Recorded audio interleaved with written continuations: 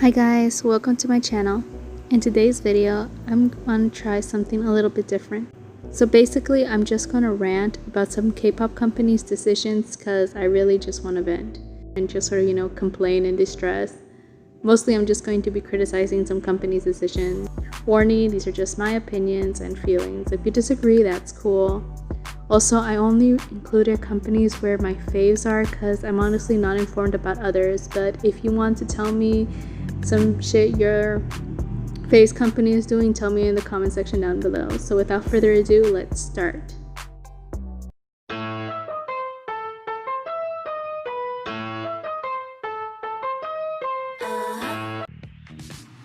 Teddy, I love your music. I've defended you sometimes against the naysayers and everything. I appreciate your relationship with Somi. I thank you for letting her grow as an artist and more. But we gotta talk. Somi needs to come back more than once a year. I need Watermelon the song. I need it now. The previews, they were all perfect. I need them now. I need it. Please give her another comeback. K-pop is so oversaturated and she's still starting out as a soloist. She has to come back more frequently to get her name out there and also for people to remember her. Also, she's like the soloist with the least amount of songs. And she really needs more music. So can we please do like a maxi single with at least like 3 songs, at least, like what Car did, or just more music. I feel like that's overall what more someone she's really wants, just more music. Just more music. She wants more music, we want more music, we all want more music. You get money. I know that you have to invest for it, but still. Like, I think that Somi should continue releasing more Somi videos, like at least, I'm not gonna say that she has to release like every week, but at least 2 monthly. I think that would really help to keep fans updated and invested. And almost every single idol are doing that now. So I do think that she would benefit from it. Also, people just love seeing Somi's incredible personality and updated, seeing what is happening, because I feel like a huge issue was her long hiatus. So that's basically me recommending you.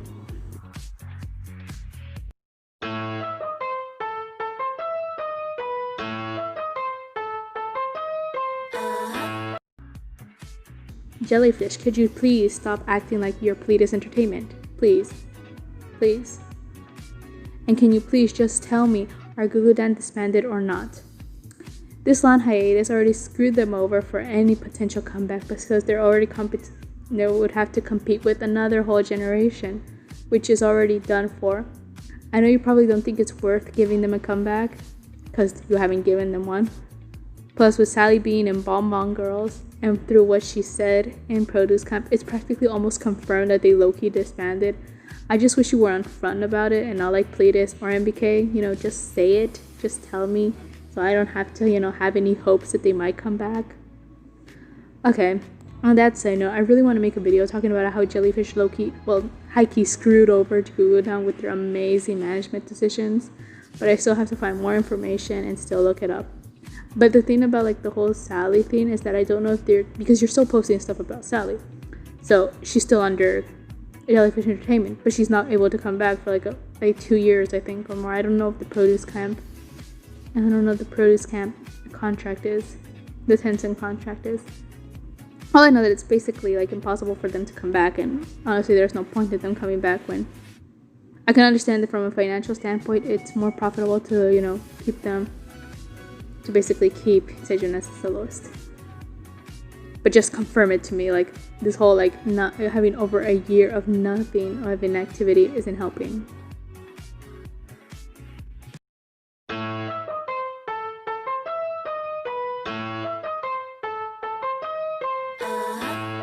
Do I like you? No. Do I understand your decisions? Sometimes. But I really wonder why you waited until September to give CLC a comeback. I just feel like you low-key wasted over half a year. And I know that at the beginning of the year, insiders were saying that Cube was basically going to focus on CLC's individual promotions or individual schedules, but I don't feel like it really was. I mean, I feel like Jeon got some stuff and maybe Unbin, but I don't feel like they really promoted them individually. And so y'all could have given them another comeback. I think so, but I understand that pandemic and all these things. All I know is that I think they should have given him another comeback instead of, waiting until September And even if they were supposed to have another comeback, this whole last quarter is just flooded with comebacks. But that's a completely other topic. I hope CLC can have a comeback soon with a full album. Yes, I said it. I want a CLC full album. So people stop sleeping on CLC. CLC has some of the best mini albums ever. So, also, I will give credit where credit is due. This comeback promotion is really good. I think I heard somewhere that management has been changed and that is why the comeback promotion is really good.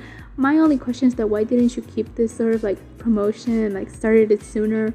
I see that they're releasing a lot of cover videos, releasing a lot of things, and releasing like a lot of things. And I understand that it's probably like, again, new management, but keep it up. It's actually really good. Keep this up. I can only speak about CLC because I don't stand Pentagon and I'm not really a huge fan of G-Idol, so I don't know if there's any complaints from those parts.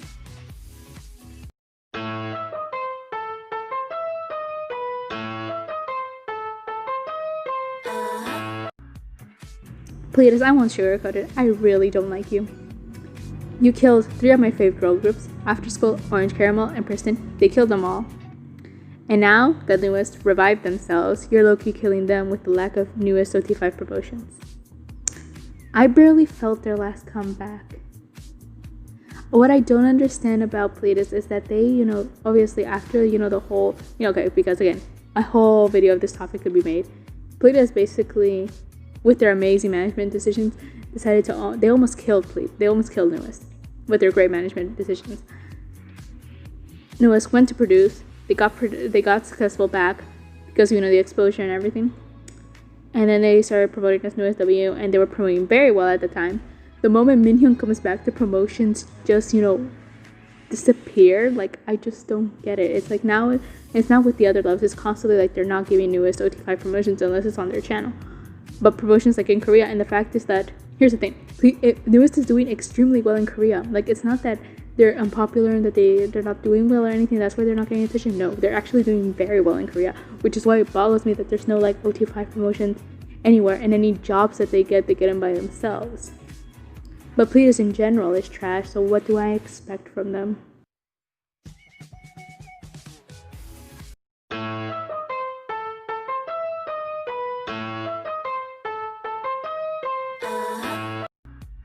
It seems that a lot of people, ARMY specifically, are having issues with how money hungry Big Hit has become. Big Hit has always been money hungry, just like every other company. Number 2, if I had a cash cow, I'd milk it for every penny too. Honestly, what makes me funny right now, like currently right now, they're milking ARMY's worse than SM at peak EXO era. Like the amount of like merchandise that, and I know that this is due to the fact of the pandemic, because you know that Big Hit was about to make like huge like $1 million touring, and you know that a lot of it is based because of the whole pandemic and they can't make enough money. But the amount of content that you have to buy that Big Hit releases is just wow. And I can't fault them. Like, I'm not going to complain about a company for making a profit off of their idols. That's dumb. But I do admire them. But am I going to say that it's too much? Yeah, it's too much. But I'm not buying it, so there's not a problem with that. So main issue with Big Hit is their obsession. Yes, I'm going to say, yes, I'm going to be the annoying fan. Yes, I have an issue with Big Hit's vocal production, with their obsession with adding vocal filters to every single song. I said it. I'm sorry. I talked about it more in my popular K-pop opinions. I think it's too much. Less is more. And I think that Big Hit pushes it way too much with both TXT and BTS's production. I just don't think it's realistic. Sorry.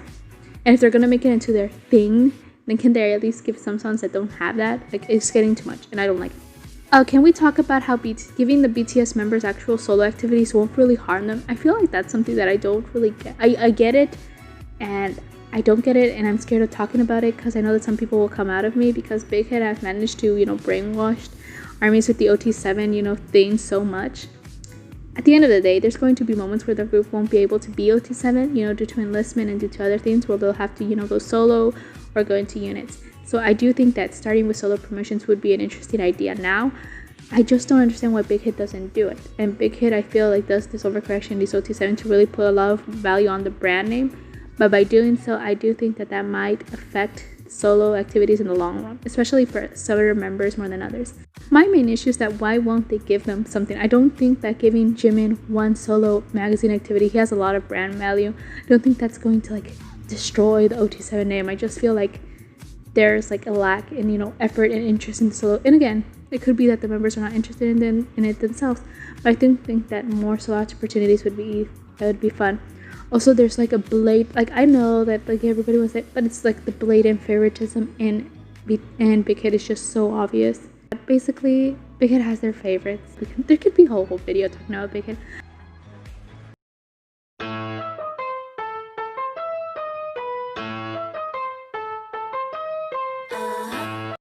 Okay, I'm just surprised that people think that they're better than the legit two. Just legit boggles me. Like this year, JYP has really shown their colors. And okay, first things first, JYP, stop trying to make the divisions things happen. Just because you push for it doesn't mean it's gonna work. JYP, the divisions don't work because they're not functioning the same. And of course, they can't all function the same because they have different groups. The divisions just don't work. There are some that are benefiting from them, but there are other artists that are not. At this point, you can't deny it. You cannot deny the difference. And I'm not even going to start talking about who has the best one, because all I know is that GOT7 has the worst one. The reason why you have a senior group with a rookie group in the same division just still mind boggles me. Like, I just don't understand it. Like, how? Division with the least staff? I don't get you. In what world do you give a senior artist, like 20 years or senior or more, JYP, you give this man for his album a month of pre-orders?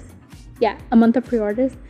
And for a boy group who, may I say, is still not losing, they're still not losing relevancy despite what everybody wants to believe, who are basically in the top 10 of almost everything, get only 10 days. And in the whole year, they only had 2 weeks of active promotion. And then that with little things. Like, there's no denying that GOT7 is mismanaged. I think Twice lacks solo activity, similar to the whole BTS point. They need more solo activities, but I don't think that I don't think JYP is going to give it to them. Don't know. Maybe Stays, Onces, and Mitzi's can educate me in the comment sections.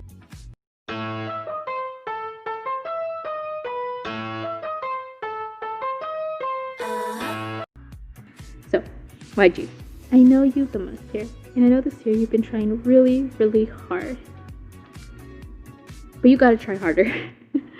I don't know how to explain this. This year for promotions for YG, it has been good. For Treasure and Blackpink, we have to keep that 100. They have done a better job for Blackpink and for Treasure, and even then, there have been, you know, bumps in the way. Now, we have to continue. YG, you are not slick. I know for a fact that most of these companies were waiting out the pandemic. I just know it. And YG was one of them. YG rushed everyone into the last quarter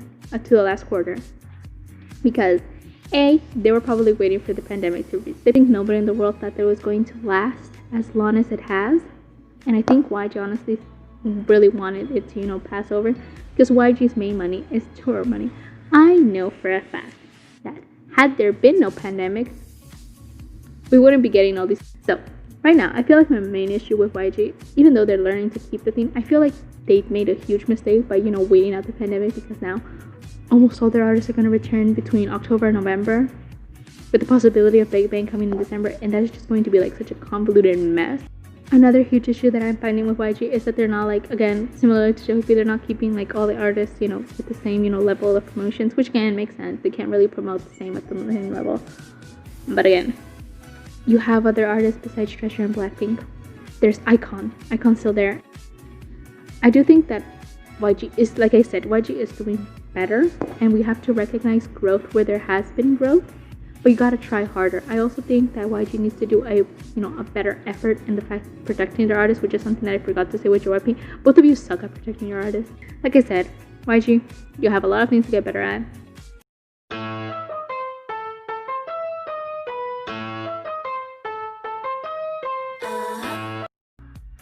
SM, you need to learn how to, you know, manage to give everyone at least decent promotion.